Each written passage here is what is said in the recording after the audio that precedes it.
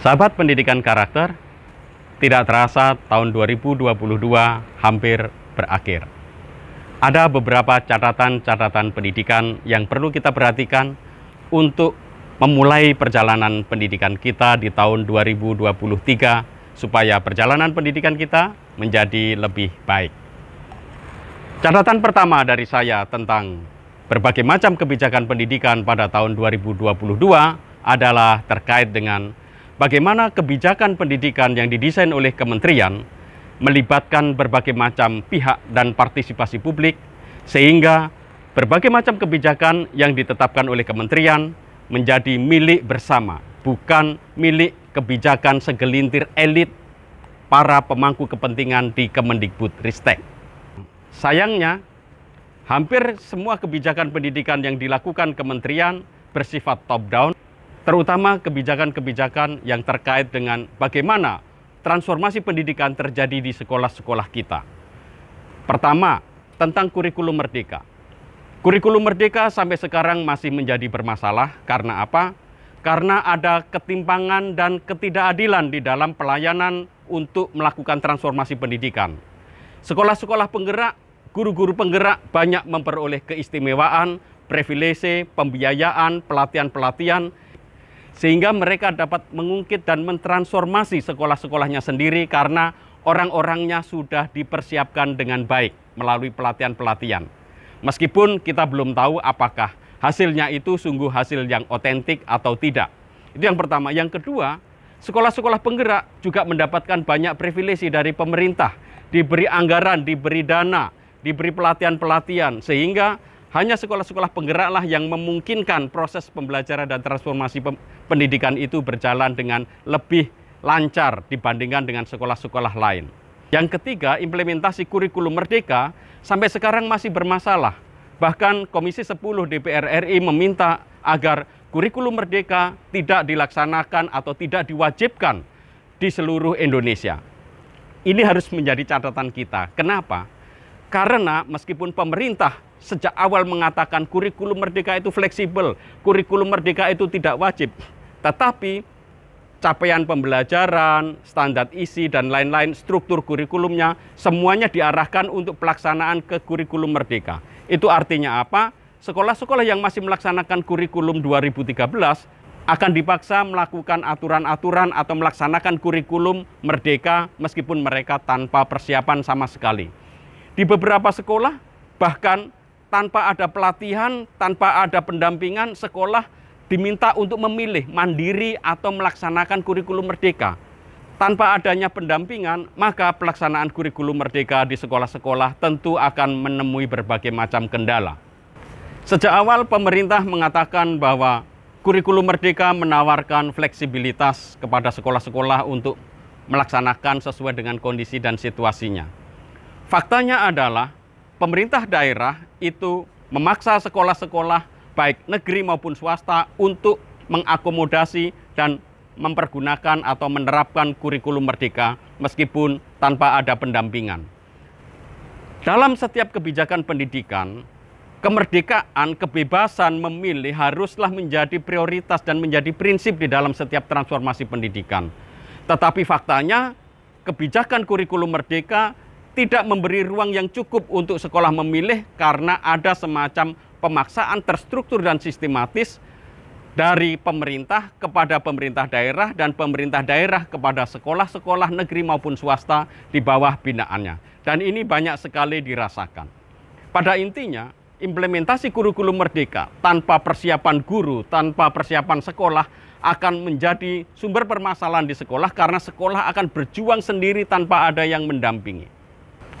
Implementasi kurikulum merdeka yang masih bermasalah ini perlu dievaluasi kembali oleh pemerintah. Komisi 10 DPR sudah mengatakan bahwa implementasi kurikulum merdeka tidak wajib. Karena itu di lapangan kebijakan ini harus dikawal. Karena menurut saya kurikulum 2013 yang disederhanakan di masa pandemi sudah cukup memberi ruang dan kemerdekaan bagi para guru untuk mengimplementasikan sesuai dengan kebutuhan satuan pendidikan. Hal yang dianggap cukup baru di dalam kurikulum merdeka adalah praktek penerapan dari penguatan proyek profil pelajar Pancasila. Penguatan P5 ini tentu saja tidak akan menjadi masalah ketika sekolah-sekolah sudah mendapatkan pelatihan dan guru-gurunya memahami tentang profil pelajar Pancasila. Tetapi faktanya di lapangan yang terjadi adalah bahwa karena mereka harus menerapkan kurikulum merdeka, mereka melaksanakan proyek profil pelajar Pancasila asal jalan saja. Bagaimana pemerintah punya tanggung jawab mendampingi Bapak Ibu guru dan sekolah agar dapat melaksanakan proyek profil penguatan pelajar Pancasila ini dengan lebih baik, lebih otentik, dan sungguh-sungguh menumbuhkan nilai-nilai yang ingin diraih di dalam proyek penguatan profil pelajar Pancasila. Catatan lain yang ingin saya berikan adalah terkait dengan bagaimana situasi proses transformasi yang terjadi di Indonesia ini ditanggapi oleh publik.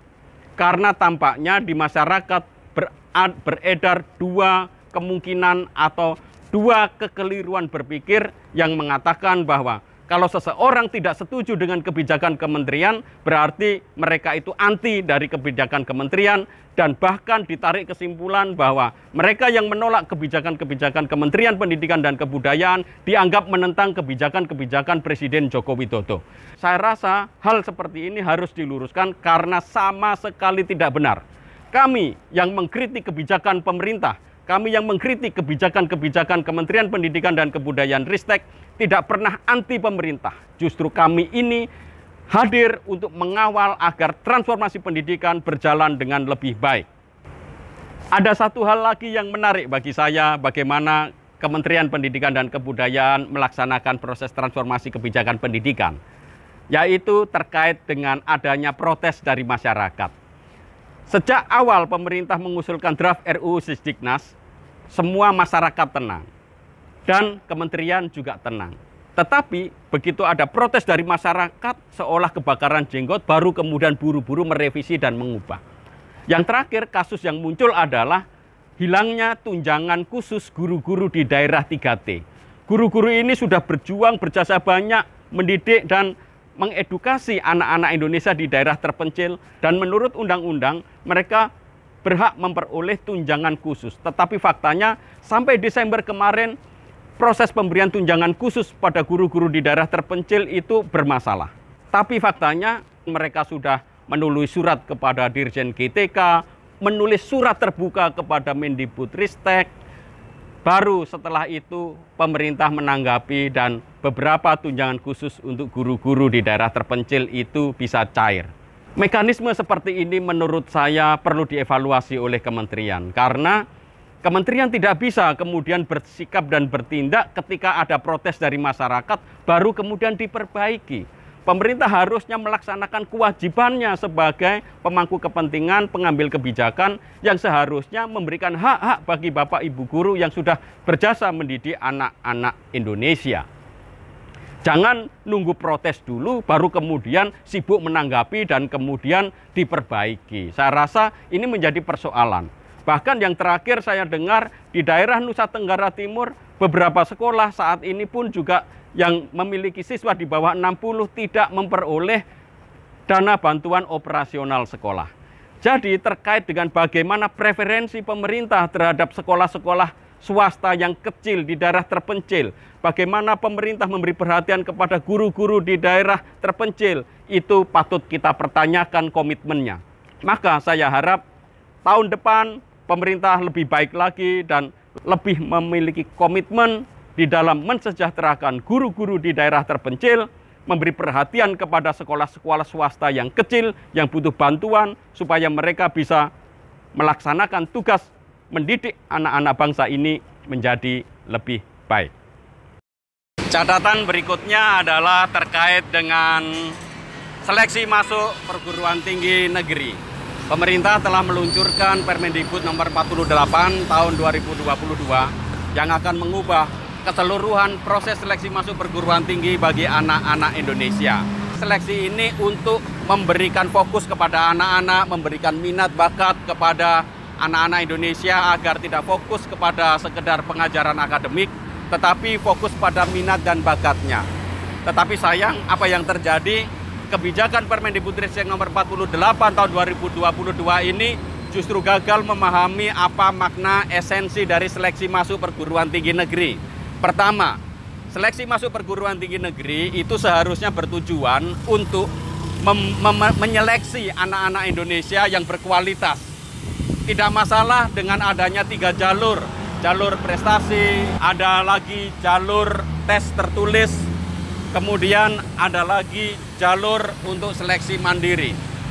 Yang menjadi persoalan adalah pada jalur seleksi tulis. Kenapa pada jalur seleksi tulis itu menjadi persoalan? Karena jalur seleksi tulis di sana tidak mengacu kepada kompetensi bidang keilmuan tertentu, melainkan kepada proses penalaran berbahasa dan matematika. Yang menjadi persoalan di dalam proses seleksi masuk perguruan tinggi negeri kita adalah bahwa ke depan dengan sistem yang sekarang ini, universitas tidak dapat memilih anak-anak Indonesia yang terbaik yang berkualifikasi masuk di perguruan tinggi negeri. Mengapa? Karena mereka mempergunakan kriteria berdasarkan pengalaman. Jadi di dalam jalur tes tertulis, siapapun anak Indonesia bisa memilih berbagai macam jalur. Tetapi nanti di dalam perguruan tinggi, seseorang akan memilih jurusan-jurusan yang mempersyaratkan kemampuan-kemampuan penguasaan ilmu-ilmu dasar yang memang sudah harus dipersiapkan. Hal seperti ini tidak akan mungkin terjadi bila tidak ada tes yang mendiskriminasi, tes yang menyeleksi kemampuan anak-anak Indonesia berdasarkan potensi kemampuan akademik berdasarkan dasar keilmuan tertentu. Karena itu catatan saya adalah bahwa seleksi masuk perguruan tinggi yang dilakukan sekarang ini sebenarnya tidak lebih dari sekedar untuk penyelarasan pada kurikulum merdeka, supaya kurikulum merdeka ini tidak bermasalah karena anak-anaknya itu dibebaskan untuk memilih mata pelajaran tertentu. Tetapi kalau sekolah gagal mempersiapkan anak-anak Indonesia berdasarkan minat dan bakatnya, anak-anak Indonesia nanti tidak akan bisa bersaing masuk di dalam perguruan tinggi dan mereka tidak akan siap menjadi mahasiswa karena tidak dibekali oleh kemampuan ilmu dasar yang memang dibutuhkan. Sayangnya kemampuan ilmu dasar ini sekarang tidak ada lagi dan diganti dengan tes potensi akademik yang lebih mengutamakan kemampuan berbahasa, matematika, dan penalaran yang tidak terkait langsung dengan ilmu-ilmu dasar yang dibutuhkan oleh anak-anak Indonesia ketika dia akan memilih jurusan di perguruan tinggi. Jadi pemerintah perlu mengevaluasi kembali kebijakan-kebijakan seleksi masuk perguruan tinggi ini karena ke depan dampaknya akan merugikan perguruan tinggi negeri itu sendiri. Terlebih lagi jalur kuota untuk seleksi tulis justru malah dikurangi. Hanya sedikit sekitar 40%, 30-40%. Sebaliknya justru jalur mandiri diberi batas maksimal bisa sampai 50%. Catatan kritis saya pada akhir tahun 2022 ini, pemerintah sebaiknya mengevaluasi kembali proses seleksi penerimaan masuk perguruan tinggi, terutama untuk mengatur kembali kuota jalur undangan atau jalur prestasi, kemudian memperbanyak jalur tulis, dan kemudian mengembalikan ujian tertulis tes masuk berdasarkan rumpun keilmuan yang memang akan menjadi dasar untuk seleksi bagi anak-anak Indonesia ketika dia memilih penjurusan, supaya universitas-universitas memiliki calon-calon mahasiswa yang memang memiliki kompetensi dan kemampuan di dalam menyelesaikan penjurusannya sehingga melahirkan mahasiswa Indonesia yang berkualitas dan pada akhirnya nanti universitas kita juga akan menjadi lebih baik. Catatan pendidikan berikutnya adalah terkait dengan berbagai macam kebijakan di dalam kebijakan Merdeka Belajar, terutama mulai diadakannya sistem insentif di dalam melaksanakan kebijakan pendidikan. Sistem insentif ini bisa kita lihat mulai dari guru penggerak, sekolah penggerak, organisasi penggerak, sampai dengan indikator kinerja utama kampus merdeka. Kita tahu pendidikan itu akan lebih bertahan lama dalam proses perubahan ketika yang dipergunakan bukanlah motivasi eksternal dalam melaksanakan kebijakan pendidikan, tetapi adanya motivasi internal di dalam merubah paradigma, karena perubahan yang terjadi secara internal itu justru akan bersifat tahan lama dalam proses perubahan dibandingkan dengan kebijakan-kebijakan yang dipaksakan dari luar. Saya melihat kebijakan kurikulum merdeka atau Merdeka Belajar lebih banyak menggunakan sistem stick and carrot, hukuman, punishment, dan reward. Ini sangat jelas sekali bagaimana sekolah-sekolah merdeka, sekolah-sekolah yang menjadi sekolah penggerak diberi insentif untuk berbagai macam pengembangan. Guru-guru penggerak diberi berbagai macam fasilitas untuk pengembangan dengan biaya yang mahal. Kemudian organisasi-organisasi penggerak juga diberi insentif untuk melaksanakan proses pendidikan guru-guru tanpa dilihat apakah pendampingan yang ada di dalam sekolah itu sungguh relevan dengan mereka atau mereka hanya sekedar menghabiskan dana hibah. Demikian juga dengan komitmen perguruan tinggi di dalam membuat indikator kinerja utama yang diberi insentif-insentif dari luar, diberi insentif dari Kemdikbud. Dalam konteks seperti ini, akhirnya yang terjadi adalah masing-masing sekolah, masing-masing guru, masing-masing universitas akan fokus kepada usaha untuk mencapai insentif daripada usaha untuk mentransformasi secara internal di dalam proses pendidikan yang lebih baik. Karena itu catatan kritis saya adalah kebijakan-kebijakan pendidikan, kebijakan-kebijakan untuk mentransformasi pendidikan yang tidak mendasarkan diri atau tidak mengubah proses paradigma internal dari dalam guru, dari dalam institusi, dari dalam kelembagaan, itu justru akan menjadi sebuah proses transformasi yang sifatnya di luar. Sahabat pendidikan karakter, catatan kritis saya berikan dari Maidol University, Bangkok, Thailand.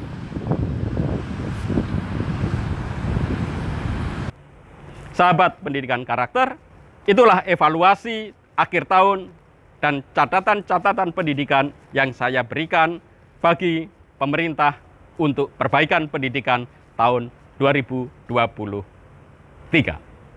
Selamat memasuki tahun baru 2023 dengan penuh harapan dan optimisme. Saya percaya dengan kerjasama dan gotong royong dari semua pihak, pendidikan di Indonesia akan menjadi lebih baik.